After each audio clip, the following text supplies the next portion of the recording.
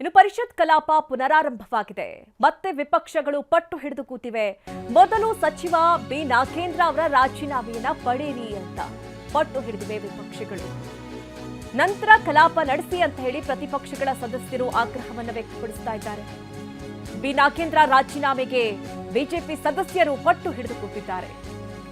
ಆಸನದಲ್ಲೇ ನಿಂತು ಘೋಷಣೆಯನ್ನ ಕೂಗಿದ್ದಾರೆ ಬಿಜೆಪಿ ಸದಸ್ಯರು. ಆಮೇಲೆ ಕಲಾಪ ಆಮೇಲೆ ಕಲಾಪ ಆಮೇಲೆ ಕಲಾಪ. ಸಭಾಪತಿಗಳೇ, ಬೆಳಗ್ಗೆ ಅವರೇ ಪ್ರಸ್ತಾಪ ಮಾಡಿದ ವಿಷಯ ಅನೂರು ಪ್ರಕರಣದ್ದು, ಅವರೇ ಕೇಳಿದ ಪ್ರಶ್ನೆಗೆ ಅಂತ ಹೇಳಿ ನಮ್ಮ ಸಚಿವರು ಬಂದಿದ್ದಾರೆ, ಅರಣ್ಯ ಸಚಿವರು ಅದ್ರ ಬಗ್ಗೆ ಸ್ಟೇಟ್ಮೆಂಟ್ ಮಾಡ್ತಾರೆ. ನಂತರ ಬೇಕಾದ್ರೆ ಅವರು ಅದ್ರ ಪ್ರತಿಭಟನೆ ಮಾಡಬಹುದು. ವಿರೋಧ ಪಕ್ಷ ನಾಯಕರೇ, ಈಗ ಬೆಳಿಗ್ಗೆ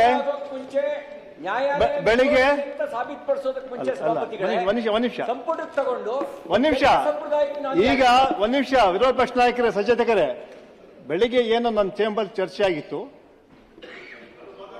ಅಲ್ಲ, ಇವಾಗ ಕೇಳ್ತೇವೆ, ಸ್ವಲ್ಪ ತಾಳ್ಮೆ ಇರಬೇಕು. ಒಂದು ನಿಮಿಷ ಹೇಳಿ,